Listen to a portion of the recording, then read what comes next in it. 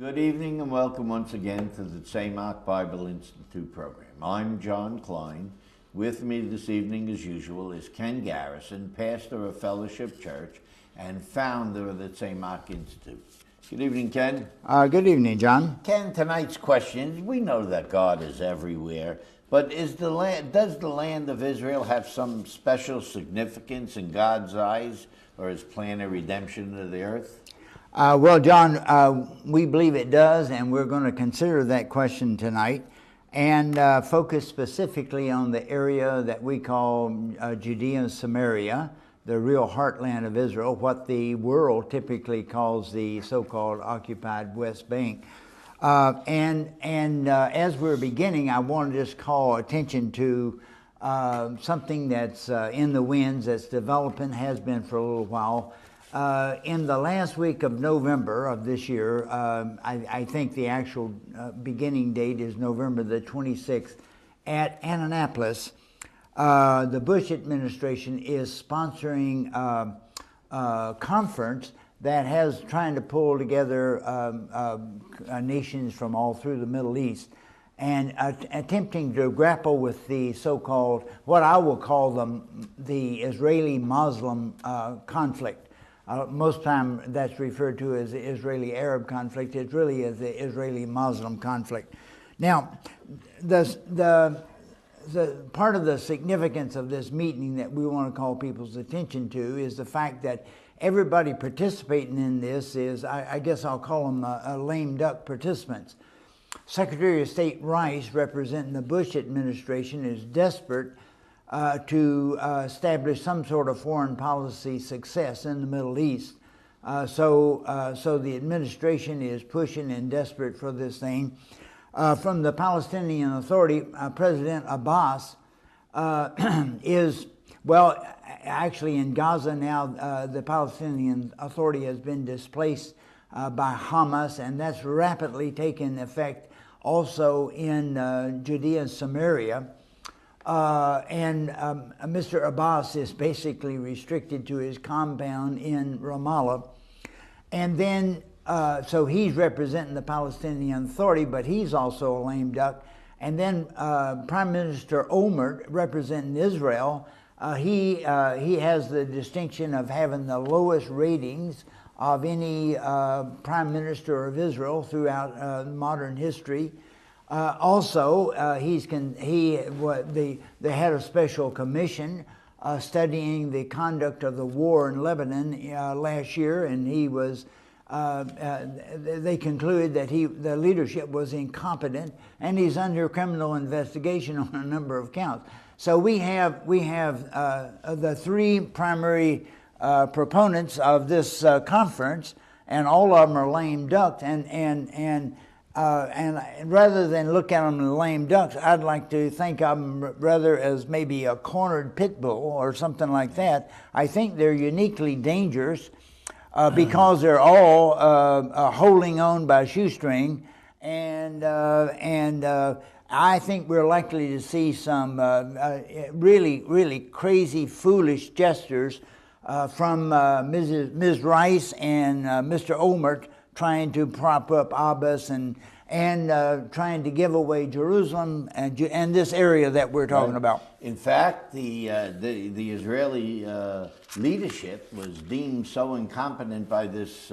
committee, Ken, that the Secretary of Defense, equivalent of Secretary of Defense, and the head of the Army resigned. Yes. Or the head of the Air Force, who led the attack against it. The only one that didn't resign is Mr. Olmert, and he might go to jail in the middle of this thing. And so, Israel, desperate the fate of the country in the natural is at hand, and Mr. Netanyahu's called for the government to collapse and new elections, and these guys are steaming ahead like they have a 95% approval rating. Mr. Israel would be blessed if he did go to jail, except for the fact that Mr. Ramon would replace him, and then that would even be worse. Right. All right. So this commission, this conference, is grappling with this area that we want to talk about tonight, that John first asked the question about, Judea, Samaria, centered in Jerusalem. And so we are considering that tonight. Well, I've been teaching Bible at the Tzemach Institute for almost 30 years now. And as teaching through this section of Genesis, I used to look at this area. God says repeatedly to Abraham, Isaac, and Jacob, and later to Israel, I'm going to give you this land forever. And I used to think about, God is giving a special prize to a favorite son, sure. Land grant or something.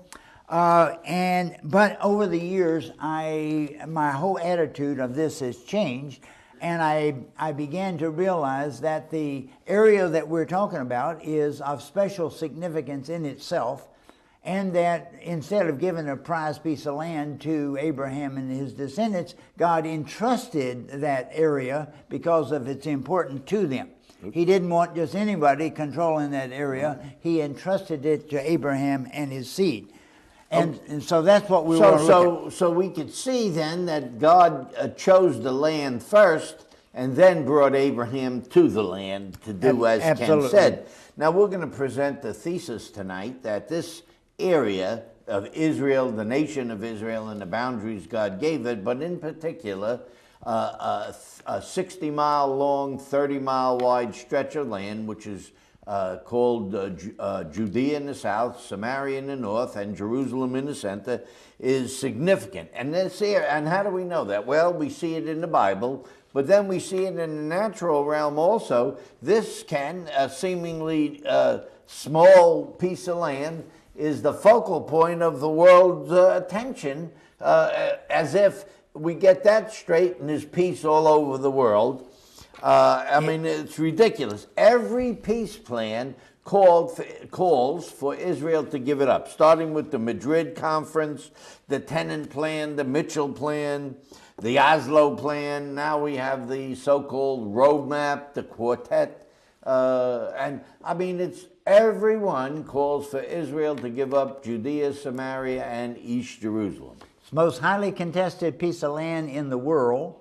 And one that has the possibility of sparking an international war, and probably we call it the war on terrorism, but that really is the center of it. Now, we want first to look at what the Bible says about this area, and then draw some conclusions from that. So we're going to be looking at that.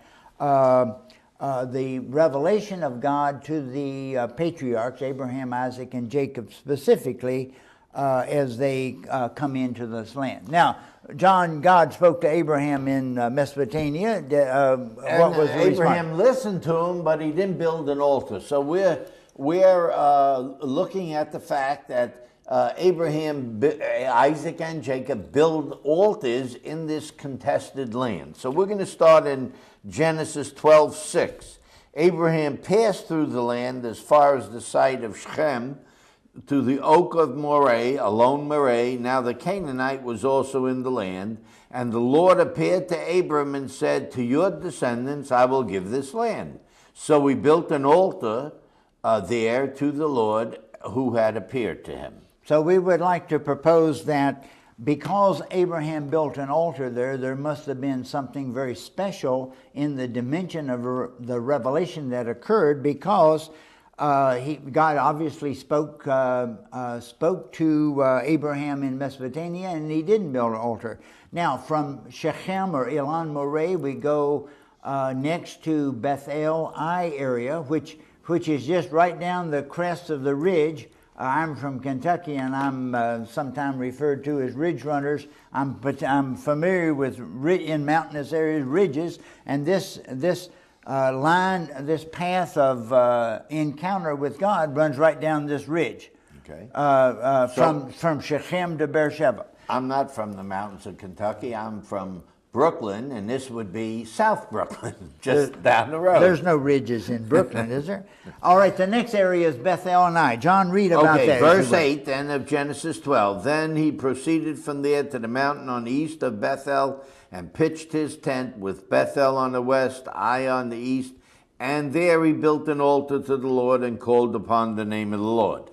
All right, then he moves southward about, 40 miles or so, and we find ourselves at the town of Hebron. All right, and this is Kiryat the Arba. southern portion. If we say Shechem is in the northern of this 60-mile plain, then we see Hebron about in the south. And Abraham, we're in Genesis 13:18. Abraham moved his tent and came and dwelt by the oaks of Mamre, which are in Hebron, and there he built an altar to the Lord.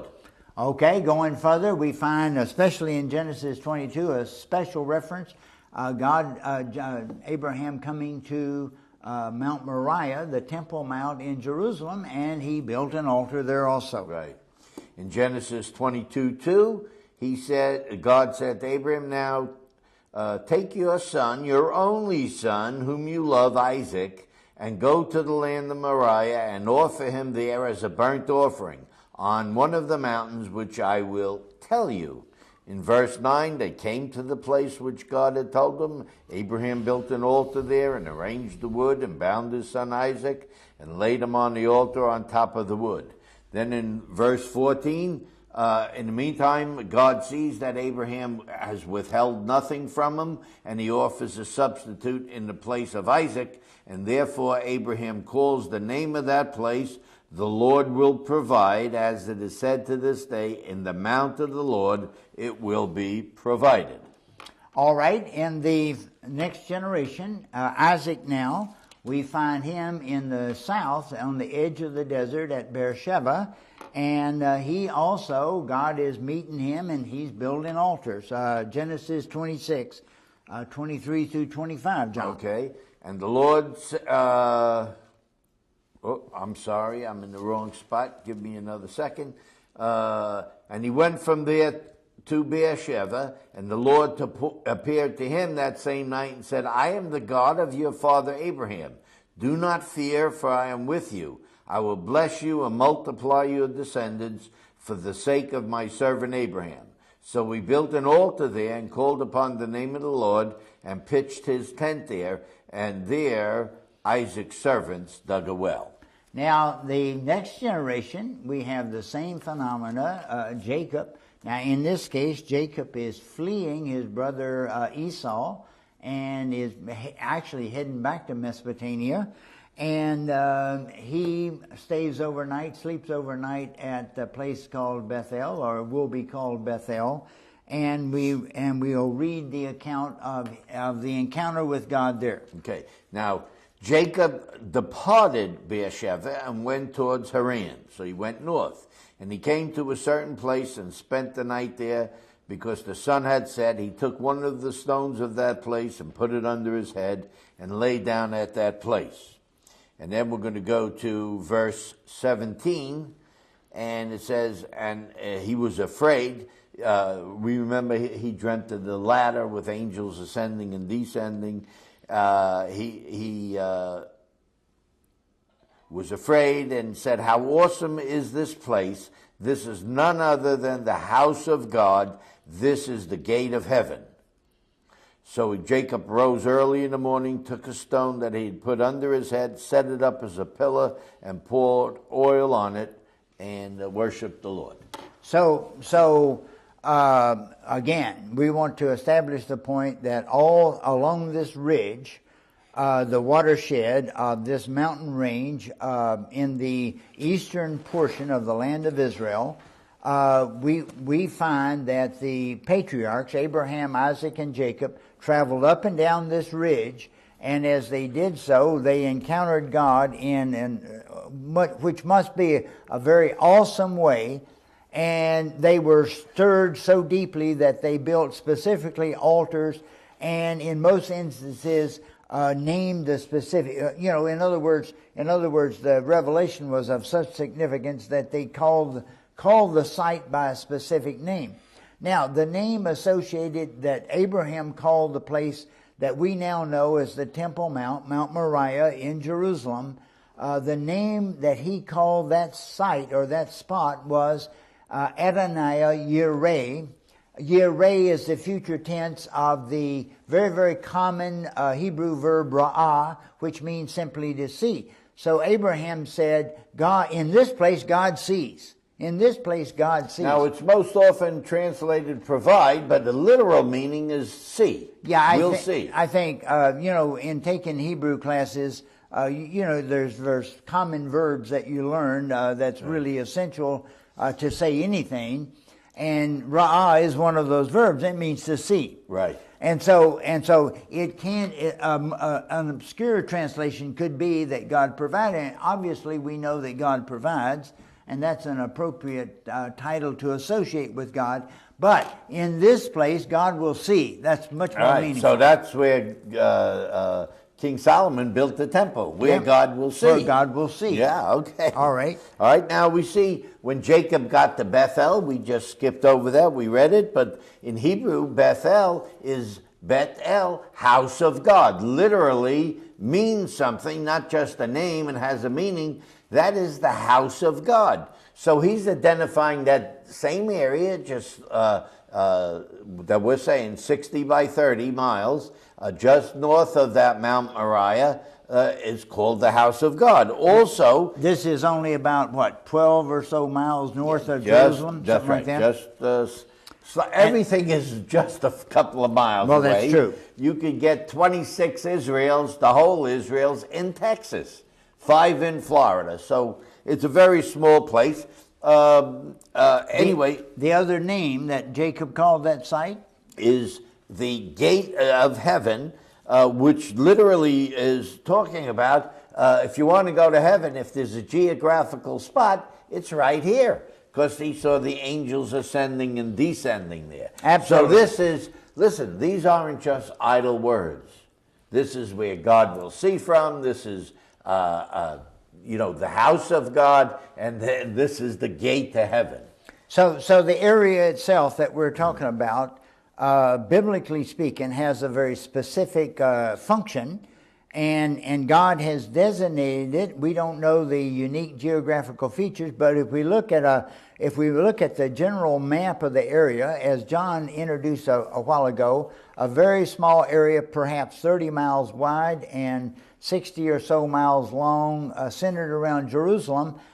This is the specific area that has all of these characteristics that we've been focusing on. This is an area that we might consider somewhat like Seminole, Orange, and Osceola counties combined. It's a very small area. Very small area, yet it's the focal point of the whole earth. It's the gate of heaven.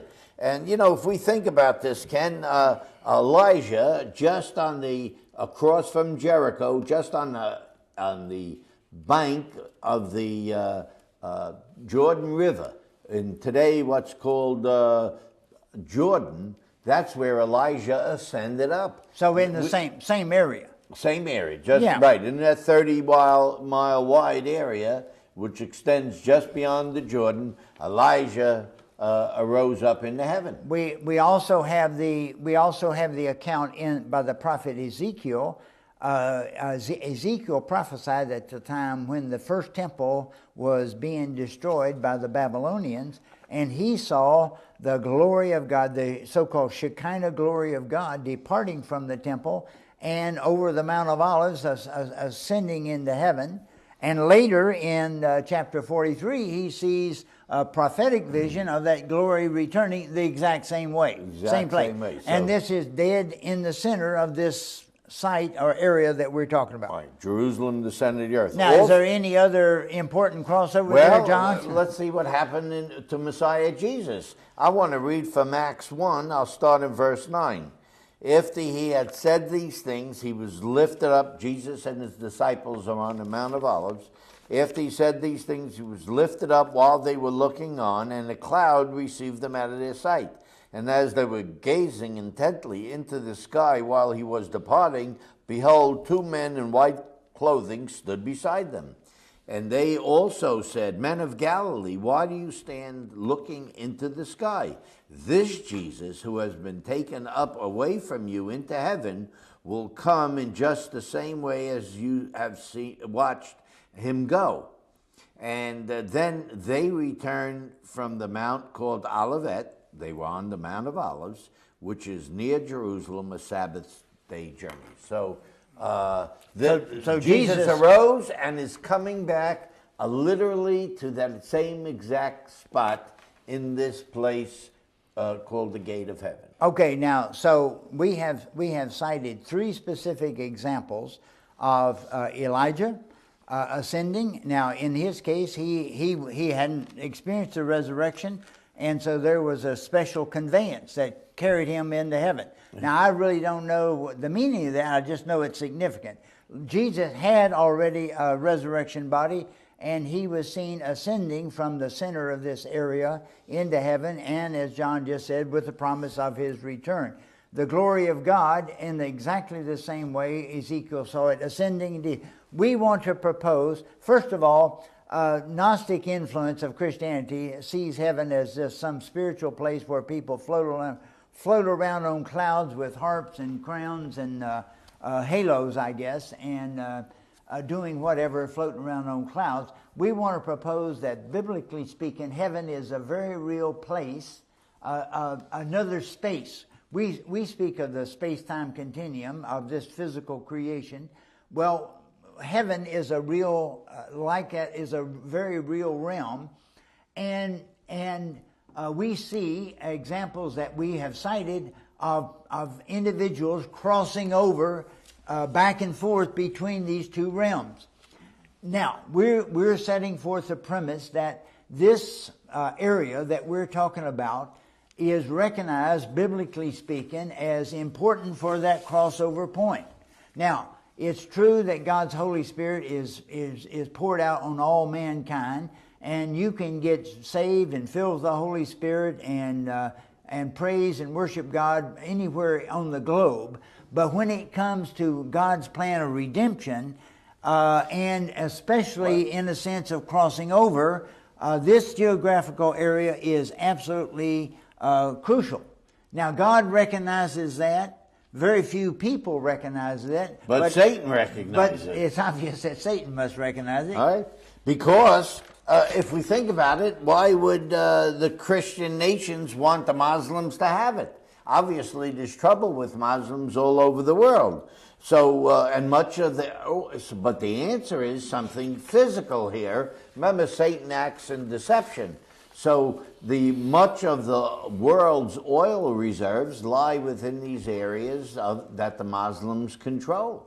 And obviously the Christian West needs oil to keep this great machine rolling, our economic superiority in the world. And the Arabs need to sell the oil, and the West needs to buy the oil. So there we have this unholy alliance, sort of a marriage of convenience that's could blow up at any time. Both sides really don't trust each other, and one has an agenda.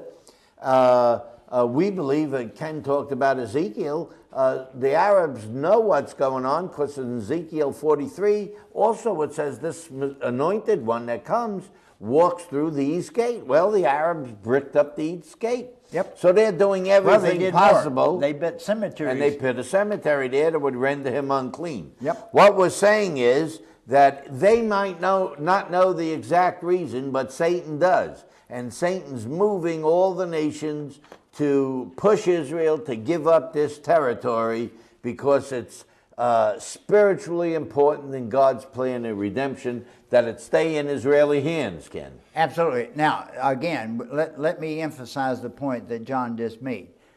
It seems evident from the scriptures that, first of all, this area is crucial to God's redemptive plan, the completion of his plan of redemption in the world.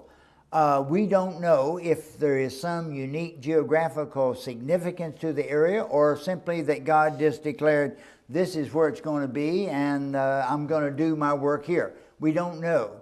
The Bible doesn't tell us that. All that's evident from the scriptures that we've read, should be evident to you too tonight, is that it is important to God. Yeah. And secondarily, God, from a prophetic standpoint, we know and understand that who controls this area is likewise important to God. So I refer to this area, in the words of Jacob, the gateway to God, the gate of heaven, and that I refer to the Jewish people as the gatekeepers. God has called and separated and distinguished the Jewish people specifically as gatekeepers to control this area. Just as the tabernacle existed in the midst of the nation of Israel, and if you wanted to get in the tabernacle, you had to come through Israel. So God specifies that this area that we talk about must be in Jewish control. It must be in the hands of the sons of Israel for this process to take place. Right. Now, the situation that we hear about the plight of the Palestinian people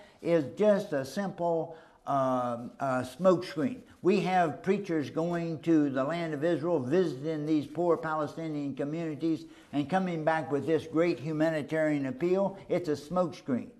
Those same Palestinians are absolutely committed to the removal of Jewish control of this area, and you can call it satanic deception or what, but they're committed to it. They are the ones that train their children to strap on bombs and kill. Listen, this is a vile society. No other society ever strapped bombs on their kids to blow up innocent civilians.